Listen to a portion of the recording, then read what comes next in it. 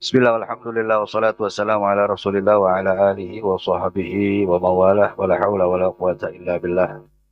Ma'asyiral jamaah rahimakumullah. Kemarin kita sudah membahas tentang eh, kewajiban kita sebagai seorang murid bagi kita yang ingin menempuh perjalanan menuju Allah Subhanahu wa taala, yang ingin mendekatkan diri kepada Allah, hendaknya menjaga hati kita dari berbagai macam penyakit yang mematikan. Dan kemarin kita sudah menjelaskan bahwa penyakit hati ini lebih berbahaya ketimbang penyakit fisik. Dan saya nggak akan bosan untuk mengulanginya sebagai pengingat bagi diri saya pribadi khususnya. Bahwa penyakit hati ini lebih berbahaya, lebih mematikan, lebih mengerikan ketimbang penyakit fisik. Sekurang-kurangnya ada dua alasan. Yang pertama, kalau penyakit fisik, imbasnya cuma di dunia saja, nggak dibawa sampai ke akhirat. Ya. Kalau penyakit fisik, itu imbasnya cuma di dunia aja. Penyakit jantung, kolesterol, dan berbagai macam penyakit-penyakit fisik yang kita lain, itu imbasnya cuma di dunia. Ya. Nggak bakal kebawa sampai alam kubur, apalagi sampai akhirat. Karena itu kita nggak pernah dengar ada orang yang meninggal karena sakit jantung, terus dia disiksa dalam kuburnya gara-gara penyakit jantungnya, nggak ada. Ada orang yang meninggal karena darah tinggi, karena stroke, terus dia disiksa di dalam kuburnya gara-gara dia darah tinggi, nggak ada. Jadi penyakit fisik itu imbasnya, efeknya cuma di dunia aja, nggak kebawa sampai alam kubur, apalagi alam akhirat. Berbeda dengan penyakit hati. Penyakit hati imbasnya bukan cuma di dunia, efeknya bukan cuma di dunia, tapi berimbas sampai ke alam kubur, bahkan sampai ke akhirat. Makanya kita suka dengar berapa banyak orang yang disiksa di kuburnya karena sombong, disiksa di kuburnya karena hasut, disiksa karena ria, dan seterusnya dari berbagai macam penyakit hati. Karena itu penyakit hati lebih berbahaya ketimbang penyakit fisik. Penyakit hati lebih mematikan ketimbang penyakit fisik. Karena penyakit hati imbasnya bukan cuma di dunia saja, di dunia udah kesiksa tuh.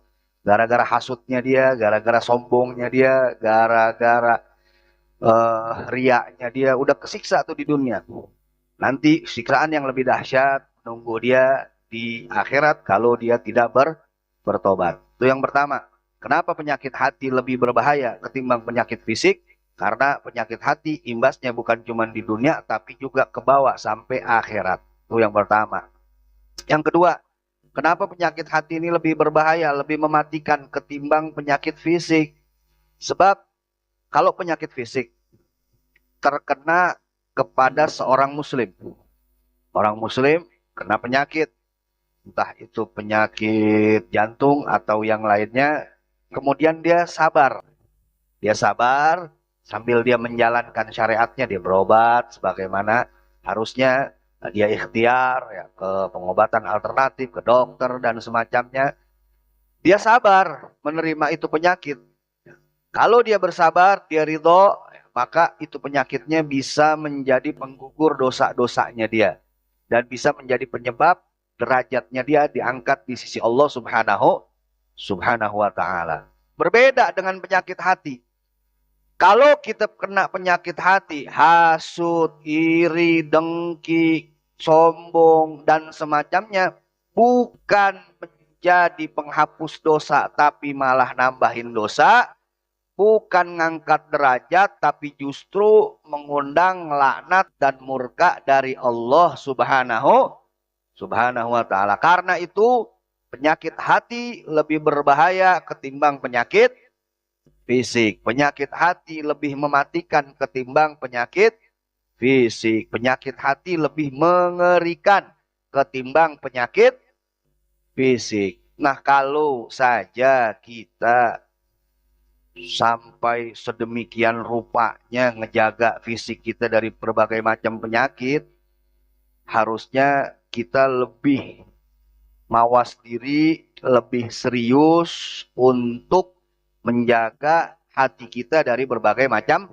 penyakit. Karena penyakit hati ini lebih berbahaya. Kalau aja kita berani ngeluarin duit juta-jutaan, bahkan gak sedikit orang untuk ngobatin penyakit fisiknya, dia berobat sampai ke luar negeri. Dia nggak pikirin tuh berapa biayanya.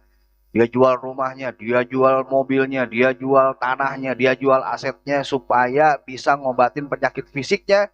Harusnya dia lebih serius untuk mengobati penyakit hatinya. Karena kalau penyakit fisik kemudian dia mati, ntar gak ditanya sama malaikat, gak diomelin sama malaikat, gak bakal disiksa. Ente mati gara-gara penyakit jantung, gara-gara penyakit kolesterol, gara-gara darah tinggi, ya gara-gara demam berdarah, nggak bakal disiksa. Tapi kita bakal disiksa kalau misalkan ada penyakit iri, penyakit dengki, penyakit ria dan semacamnya. Ya. Karena itu kalau saja kita harus menjaga diri kita dari berbagai macam penyakit fisik, maka kita harus lebih menjaga diri kita, harus lebih serius untuk menjaga hati kita dari berbagai macam penyakit hati. Dan di antara yang paling buruk dari macam-macam penyakit hati, di antaranya yaitu al-kibru, sombong, kesombongan, waria dan ria, wal hasad dan hasud atau dengki. Fal kibru, adapun kesombongan, ya dulu min sahibihi ala ghayatil hamagah wa nihayatil jahalah wal ghabawah. Kata Imam Abdullah bin Alwi al-Haddad, kita ulangi sedikit, bahwa kesombongan itu menunjukkan kebodohan, menunjukkan puncak kebodohan, menunjukkan puncak kejahilan, menunjukkan puncak kedunguan bagi pelakunya. Jadi orang yang sombong itu dicap sebagai orang yang benar-benar dungu. Bukan cuma dungu, tapi benar-benar dungu, benar-benar bodoh, benar-benar jahil. Ya. Itu orang yang sombong, digambarkan seperti itu. Kenapa? Wa kaifa yaliqu takabbur mimman ya'lamu annahu makhluqun min nutfah madhirah wa 'alal qurbi yasiru jifatan gadhirah. Nah, bagaimana dia sombong? Bagaimana dia pantas sombong padahal dia tahu dia ini cuma berasal dari mani yang menjijikan. Dan setiap hari setiap hari di masa hidupnya dia kemana-mana bawa kotoran dalam dirinya. Walal kurbi, dan dalam waktu dekat ya, akan berubah menjadi bangkai yang busuk. Berasal dari mani yang menjijikan, setiap hari selama hidupnya bawa kotoran di perutnya, dan kemudian nanti dia berakhir akan menjadi bangkai yang busuk. Bagaimana dia bisa pantas menyombongkan dirinya? Padahal dia tahu dia berasal hanya dari air yang menjijikan. Dan akan berakhir menjadi bangkai yang bau lagi hina. Wa in kana 'indahu syai'in minal fadha'il wal mahasin. Dan andai kata dia punya keutamaan dan punya kebaikan, fadzalika min fadlillahi wa sun'ihi. Itu semua tidak lain tidak bukan karena karunia Allah dan karena perbuatan Allah. Bukan karena hasil usaha dirinya sendiri. Apa yang dia miliki selama ini, apa yang dia punya selama ini, ya, baik itu ilmu, baik itu harta, baik itu jabatan, itu semua tidak lain tidak bukan karena karunia dari Allah Subhanahu wa ta'ala. Walaisa lahu fihi qudrah wala fi taksilihi haulun wala quwwah. Dan dia tidak punya kemampuan, dia tidak punya daya dan upaya untuk mendapatkan keutamaan dan kebaikan-kebaikan itu semua, kalau Allah Subhanahu wa ta'ala tidak menghendakinya. Awala yakhsha idza takabbara ala ibadillah bima atahu Allahu min fadlihi ayyas lubahu ma'atahu bisu'i adabi wa munaza'atihi li rabbih fi wasbi. Apakah dia tidak khawatir? Apakah dia tidak takut sebagai makhluknya Allah Subhanahu wa ta'ala kalau dia sombong kepada hamba-hamba Allah dengan apa yang Allah sudah berikan kepadanya, dengan ilmunya, dengan hartanya, dan dengan jabatannya, dengan pangkatnya. Nanti Allah Subhanahu wa ta'ala bakal cabut apa yang Allah sudah berikan kepadanya karena jelek adabnya dan karena ngerasa bersaing dengan Allah Subhanahu wa ta'ala dalam sifatnya Allah. Li'annal kibra, karena sesungguhnya kesombongan itu min sifatillahil jabbaril mutakabbir, merupakan salah satu sifat Allah Subhanahu wa taala yang maha perkasa lagi maha sombong. Kalau Allah Subhanahu wa taala layak untuk sombong karena Allah Subhanahu wa taala maha segala-galanya. Jadi kalau kita merasa sombong berarti kita sedang munazaah, sedang bersaing dengan Allah Subhanahu wa taala, dan tidak akan mungkin kita mampu, tidak akan mungkin bisa kita bersaing dengan Allah Subhanahu wa taala. Dan kemarin kita sudah jelaskan beberapa hal yang berkaitan dengan sombong, dan dijelaskan juga oleh Al-Imam Al-Ghazali bahwa sombong memang pada hakikatnya itu perbuatan yang dibenci oleh Allah Subhanahu wa taala. Tapi ada sombong yang terpuji. Nah, di antaranya yaitu sombong kepada orang yang sombong. Sombong kepada orang yang sombong itu sedekah. Dan sombong dalam perang juga dianjurkan. Ya. Karena al-harbu hadda'at, perang itu tipu daya. Jadi boleh kita sombong dalam perang, kita menyombongkan diri depan musuh-musuh kita. Jangan kita merendahkan diri, akhirnya nanti musuh-musuh kita malah makin berani sama kita. Justru kita sombongkan diri kita di hadapan musuh-musuh kita. Berapa pasukan yang ente bawa? Pasukan aneh ada 1.000.000 di belakang aneh, yang siap untuk ngajar ente. Padahal mah boro-boro 1.000.000 ya. 100 G kagak ya. Nggak apa-apa. Emang ente punya apa? Mau nyerang aneh-aneh, punya tank aja, punya pesawat jet. Padahal mah ya kagak punya apa-apa kita. Senjata kagak ada pelurunya. Tapi nggak apa-apa, sombong dalam peperangan itu justru dianjurkan untuk menggetarkan hati musuh-musuh. Ya. Nah kemudian Al-Imamul Ghazali menjelaskan ada 7 penyebab sombong. Ada 7 perkara yang menyebabkan kita bisa menjadi sombong. Apa saja ke-7 perkara tersebut? Yang pertama, yang bisa menyebabkan kita sombong adalah ilmu. Seseorang yang dikaruniai oleh Allah Subhanahu wa taala ilmu, tapi dia tidak menggunakan ilmu itu sebagaimana mestinya, maka itu bisa membawa dia pada kesombongan. Makanya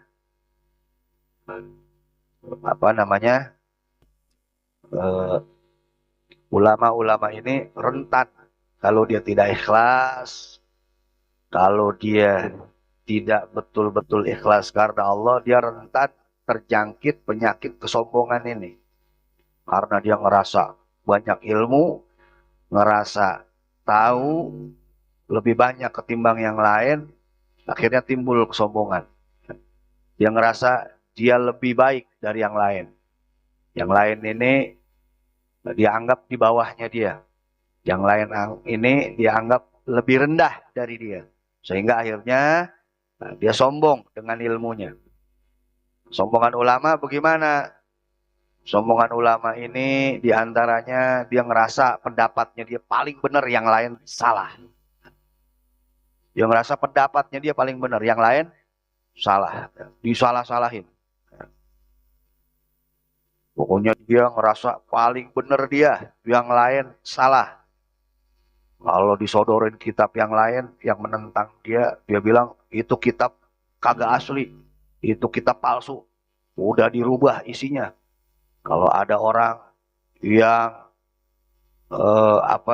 memprotes dia, dia bilang itu orang kagak ngerti ilmu, kagak paham ilmu. Pokoknya dia ngerasa dia yang paling benar. Dia yang paling benar, yang lain salah. Yang lain harus ikutin dia. Nah ini ketika ilmu menyebabkan seseorang menjadi sombong. Dan dia nggak akan bisa nerima nasihat dari orang. Apalagi yang dia anggap levelnya lebih di bawah dia. Bang dia, gue tahu. Ngajinya masih apa? Dia masih pakai celana pendek, lari-larian, gue udah ngaji. Segala pakai mau nasehatin gue lagi. Ya. Gue tahu modelnya kayak gimana. Sombong. Padahal dikatakan bahwa undur makol wala tandur manqol. Lihat apa yang diucapin, Jangan lihat siapa yang ngucapin. Andai kata ucapannya benar, membawa kebaikan buat kita, kita pegang. Walaupun dari anak kecil. Walaupun dari orang yang mungkin kita anggap levelnya di bawah kita. Nah ini uh, ilmu yang bisa menyebabkan seorang menjadi sombong. Karena itu bagi kita santri, bagi kita penuntut ilmu yang hadir di majelis-majelis, ya, kita mohon terus kepada Allah Subhanahu wa taala agar dikaruniai ilmu yang manfaat, yang berkah, yang tidak menjadikan kita sombong dan merendahkan orang lain. Ya. Kita harus yakin dengan apa yang kita yakini. Tapi kita jangan merasa kita paling benar ya. Ente mau pakai begitu ya udah begitu. Kalau aneh begini, ya. Tanpa harus menyalahkan pendapat orang. Ya. Kita tetap harus yakin dengan apa yang kita yakini. Tapi kita jangan nyala-nyalain pendapat orang dan maksa orang untuk ikut pendapat kita. Apalagi dalam masalah furu, masalah-masalah yang tidak pokok, masalah-masalah cabang. Misalkan bagusan mana sholat subuh pakai kunut apa nggak pakai kunut, ya kita pakainya kunut, ya ikutin pakai kunut ya. Ada teman kita dia sholat nggak pakai kunut, ya biarin, mungkin dia punya dalil juga, tapi jangan saling nyalahin ya. Nah yang nggak bener ini kan yang udah nyalahin ya. Makanya Anda pernah ngomong nih, andai kata nih Imam Malik, Imam Syafi'i, Imam Ahmad bin Hambal, Imam Hanafi dalam satu ruangan dikunci dari luar. Mereka di kamar berempat dikunci dari luar, membahas masalah. Anda yakin nggak bakal pada berantem? Karena mereka berilmu. Tapi kalau pengikutnya bisa jadi pada berantem. Karena kurangnya ilmu. Jadi itu yang pertama yang bisa menyebabkan seseorang menjadi sombong, yaitu ilmu. Makanya minta kepada Allah ilmu yang berkah, yang manfaat, yang tidak menjadikan kita sombong. Insya Allah. Kemudian yang kedua, hal yang kedua yang bisa menyebabkan kita sombong yaitu harta. Ketika kita dikaruniai oleh Allah Subhanahu wa taala harta yang banyak, ya, kita nggak sadar bahwa itu harta dari Allah. Dan di harta itu ada titipan-titipan Allah buat yang lain yang Allah titipin nama dia. Seharusnya dia sadar, dia bersyukur kepada Allah, dia menjadi orang yang diamanatin oleh Allah Subhanahu wa taala untuk menyampaikan amanat Allah kepada yang lainnya melalui harta yang dia miliki. Karena pada hakikatnya itu bukan harta dia, tapi harta dari Allah. Yang di situ ada hak-hak orang lain. Tapi manakala orang itu tidak sadar bahwa itu harta datang dari Allah, maka harta itu akan menyebabkan dia menjadi sombong. Ya. Akan menyebabkan dia menjadi sombong. Dia ngerasa orang lain itu ada di bawah dia, apalagi orang yang sering dia bantu. Ya. Orang yang sering dia bantu, orang yang sering dia tolong. Ya. Tiba-tiba orang yang dibantu ini, orang yang nolong ini nggak ngehormatin dia, wah, dia bakal marah, dia bakal murka. Karena dia ngerasa selama ini dia udah bantu, selama ini dia udah tolong. Padahal hakikatnya itu datang dari Allah Subhanahu wa taala yang dia titip, yang Allah Subhanahu wa taala titipkan kepada dia. Nah, harta ini juga rentan untuk menjadikan seseorang sombong.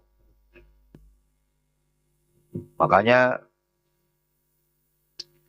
sangat beruntung ketika harta itu ada di tangan orang yang baik, orang yang soleh. Dia akan gunakan harta itu di jalan yang baik. Ini orang udah soleh, kaya. Dia akan gunakan harta itu di jalan yang baik untuk kebaikan. Dan dia tidak akan sombong dengan hartanya. Nah itu juga harta juga rentan menjadikan orang sombong. Kemudian, ya, udah berapa tuh? Sekarang yang ketiga. Yang ketiga yang bisa menjadikan dia sombong yaitu ibadah.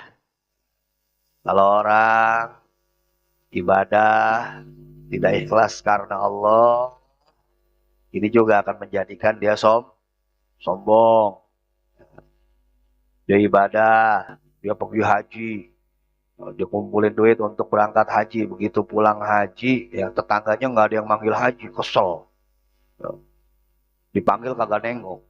Bang, kagak nengok. Bang, dalam hati. Gue udah haji ini. Hajinya haji plus lagi. Ya, yang 250 juta seorang ya. Masih aja manggil gue bang, dasar goblok itu orang. Ya. Kalau punya ilmu. Marah, gak dipanggil haji. Ya. Udah gitu kalau ngeliat orang pakai peci putih dia marah-marah. Ngeliat bocang pakai peci putih dipanggil. Sini lu emang udah haji lu? Belum, pakai peci putih lu. Haji mahal 250 juta, lu udah haji belum? Main pakai peci putih aja. Pakai sampo yang hitam dulu, jangan pakai peci putih. Dulu ada tuh yang begitu tuh. Ya. Zaman dulu masih ada yang begitu. Kalau ngeliat orang pakai peci putih ya ditegur, ya diomelin. Padahal sebutan haji itu bikinan Belanda itu. Dan bukan bikinan bukan apa namanya predikat haji itu bikinan Belanda. Makanya di negara-negara lain itu nggak ada. Orang yang pulang dari haji terus dipanggil haji nggak ada. Sama aja yang belum haji sama yang haji itu sama aja panggilan yang nggak ada hajinya.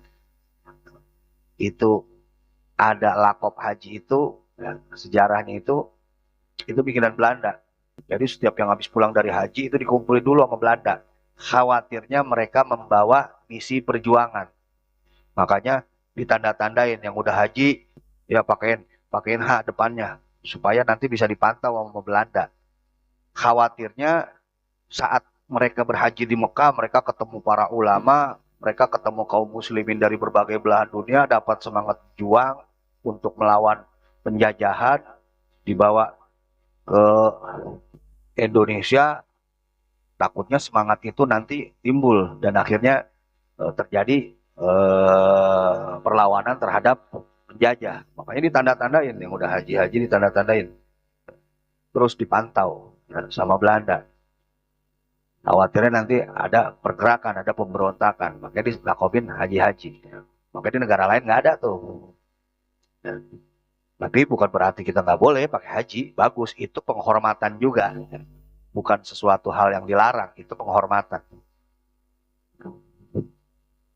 Yang kita mau bahas di sini ada orang yang sombong gara-gara ibadahnya. Ada orang yang sombong dengan ibadahnya gara-gara dia ahli puasa, ahli sedekah. Kalau depan orang mukanya dipucet-pucetin. Kenapa? Aneh lagi puasa ini. Dipucet-pucetin ya. Biar orang nanya gitu. Biar orang nanya itu puasa ya. Biar orang nanya itu tuh dipucet-pucetin ya. Ya biasalah nama. Nanti puasa. Ya biasalah. Ya. Itu tadi dia pengen ngedenger. Wih hebat amat ente. Itu tuh pengen ngedenger gitu itu. Ya. Jadi dia sombongin ibadahnya. Ya. Dia perlihatkan ibadahnya dan ibadahnya itu menjadikan dia sombong. Dan kemudian hal yang juga bisa membuat sombong kata Imam Ghazali tadi berapa tuh? Tiga. Ini nggak sesuai urutan yang beliau sampaikan ya. Ini seingatnya Ana ya. Kemudian yang keempat berarti sekarang ya, yaitu paras, wajah ganteng, wajah yang cantik itu juga bisa menjadikan sombong. Bisa membuat berpotensi, bisa membuat seseorang menjadi sombong. Kalau orang ini nggak kuat-kuat iman, dia akan pergunakan kegantengannya atau kecantikannya kepada hal-hal yang tidak baik. Makanya kalau misalkan khususnya buat perempuan, kalau perempuan yang cakep, ya, itu bahkan ada ulama yang mewajibkan untuk pakai cadar. Ya. Ini perempuan cakep nih. Ya.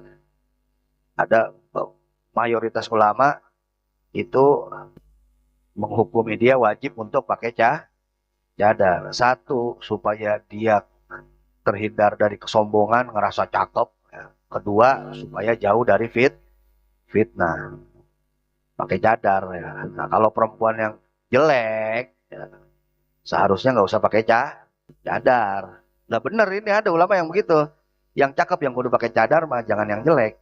Sebab kalau yang jelek pakai cadar takutnya nipu orang ya. Matanya dibagus-bagusin, alisnya dibagus-bagusin, ya pakai apa namanya softland tuh ya.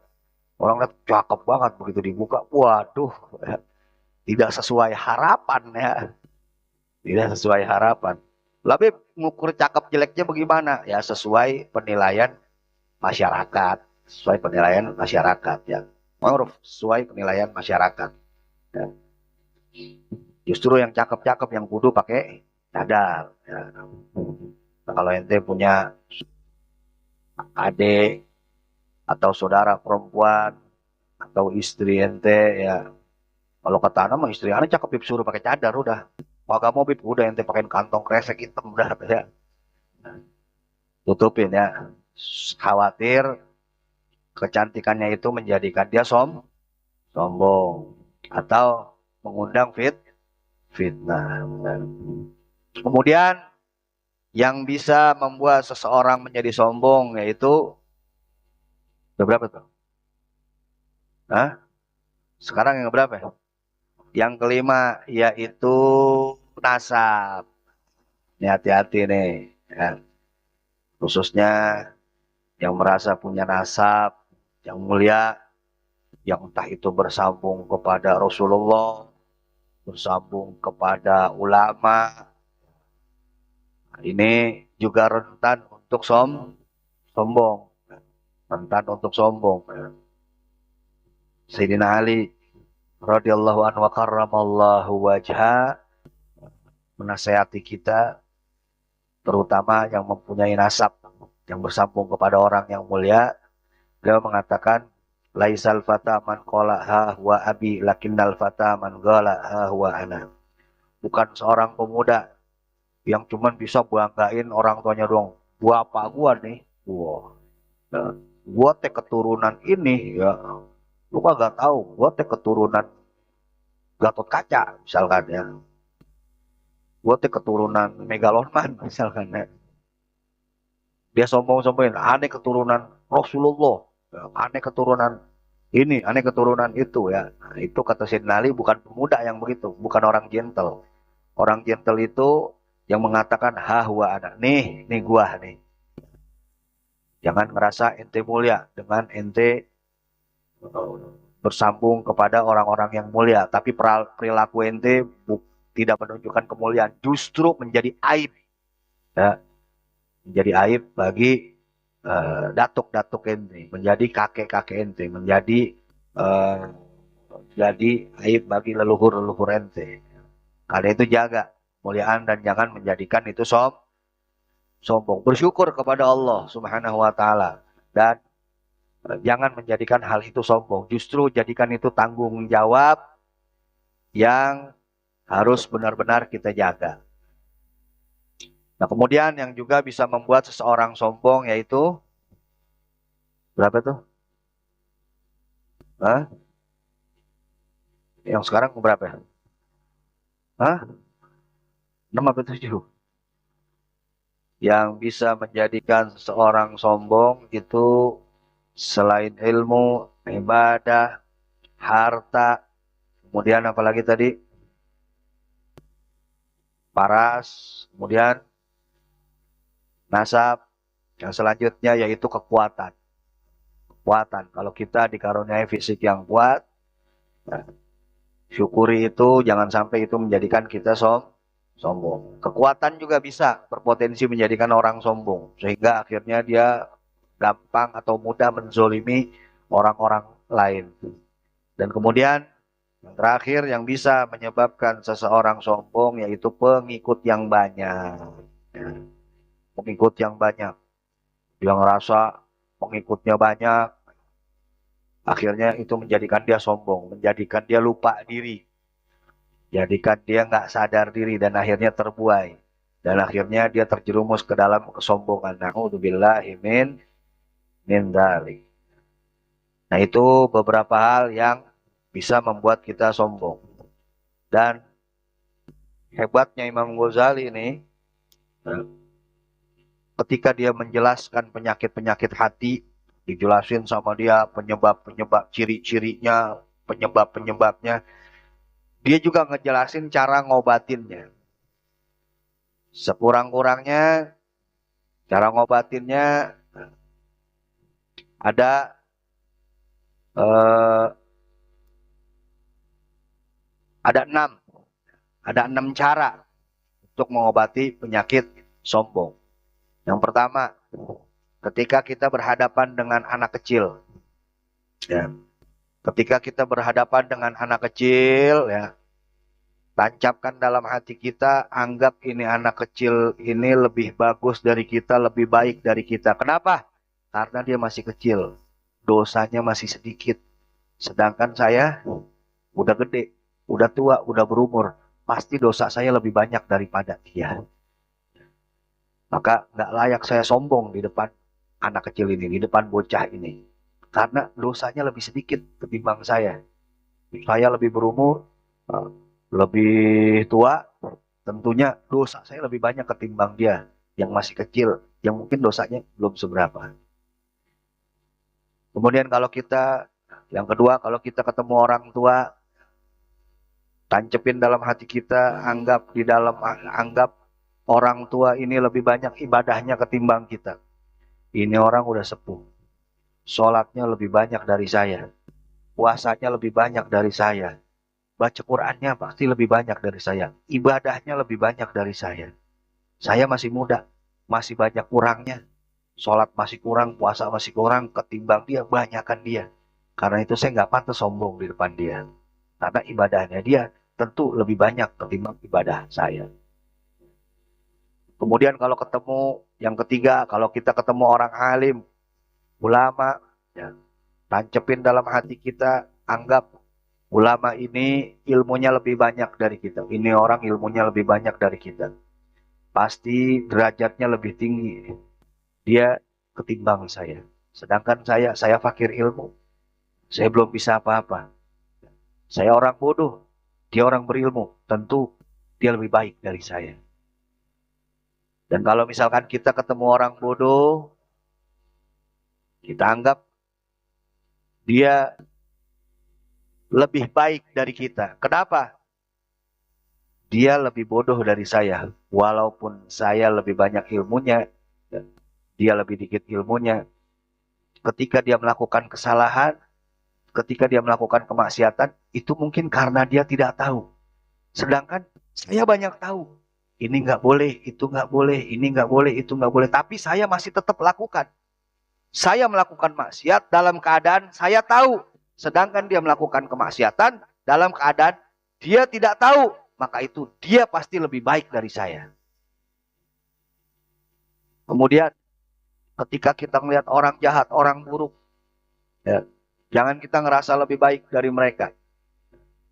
Ketika kita melihat orang buruk, ya, tancepin dalam hati kita, ini orang sekarang buruk, gak benar. Tapi bisa jadi satu saat Allah kasih dia hidayah. Dan akhirnya dia jadi orang benar dan meninggal dalam keadaan benar. Saya sekarang mungkin benar. Tapi tidak menutup kemungkinan Allah cabut hidayah dari diri saya. Dan akhirnya saya jadi orang gak benar dan mati dalam keadaan tidak benar. Na'udzubillahi min dzalik. Dan begitu juga bahkan ketika kita melihat orang kafir sekalipun, ya, kita tidak setuju dengan kekafirannya. Tapi ya, tidak serta-merta kita melihat dia buruk. Ya. Karena bisa jadi satu saat Allah kasih dia hidayah, dia masuk Islam. Dan dia mati dalam keadaan sebagai seorang muslim. Tapi kita bisa jadi dicabut hidayah dari hati kita. Dan akhirnya na'udzubillah kita keluar dari Islam, murtad dan mati dalam keadaan kafir. Na'udzubillahi min dzalik. Makanya ulama membolehkan kita untuk mendoakan orang kafir dengan dua syarat. Catat, dengan dua syarat. Boleh, Beb. Ngedoain orang kafir, Beb. Boleh, dengan dua syarat. Satu, orangnya masih hidup. Kalau orang yang udah meninggal dunia, nggak bisa. Kita doain Fir'aun. Mudah-mudahan Fir'aun di sono diringanin dah. Ya, siksanya sama Allah. Sebab dulu lagi kecil suka ngejagain Nabi Musa, ya. Nggak boleh tuh kita ngedoain orang kafir kalau udah mati. Tapi kalau masih hidup, boleh. Satu, masih hidup. Syarat yang pertama. Yang kedua, ngedoainnya sebatas supaya dia dapat hidayah. Doanya cuma sebatas supaya dia dapat hidayah aja, udah. Satu, si orang ini masih hidup. Kedua, doanya sebatas supaya dia dapat hidayah aja. Nggak boleh. Ya, kita ngeliat ada orang kafir. Mudah-mudahan rezeki ente lancar. Ya. Umur ente panjang. Ya. Rumah tangga ini sakinah mawadah warohmah. Nggak boleh. Doanya cukup semoga dia dapat hidayah. Karena itu pernah dilakukan oleh Rasulullah Shallallahu Alaihi Wasallam. Nabi pernah berdoa, mendoakan yang saat itu masih dalam keadaan kafir.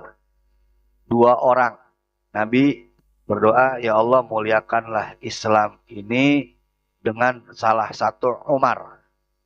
Dengan salah satu Umar. Ada dua orang Umar yang saat itu terkenal. Yang punya power lah, yang jadi jawara di Mekah. Yang satu Ammar bin Hisham, yang kedua Umar bin Khattab. Nabi pengen salah satu, kalau nggak dua-duanya salah satu dan nih masuk Islam nih, biar Islam rada kuatan gitu di Mekah. Maka Nabi berdoa supaya dua orang ini atau salah satu dari Umar ini dapat hidayah. Walhasil di kemudian hari Allah Subhanahu wa taala jawab doa Nabi. Akhirnya salah satu Umar yaitu Umar bin Khattab masuk Islam. Ammar bin Hisham kemana? Ammar bin Hisham di waktu selanjutnya dikenal dengan sebutan Abu Jahal. Abu Jahal itu Ammar bin Hisham. Nabi pernah mengharapkan dia untuk dapat hidayah masuk Islam. Tapi ternyata yang dapat hidayah adalah Umar bin Khattab. Dan benar aja begitu Sayyidina Umar bin Khattab radhiyallahu an masuk Islam, Islam merada kuat. Yang tadinya mereka nggak berani untuk sholat di depan Ka'bah, ketika ada Umar bin Khattab, mereka udah mulai berani menunjukkan dirinya sebagai seorang Muslim. Jadi boleh kita doain orang kafir, boleh. Syaratnya satu, orangnya masih hidup. Yang kedua, sebatas supaya dia dapat hidayah. Wallahu a'lam bishawab.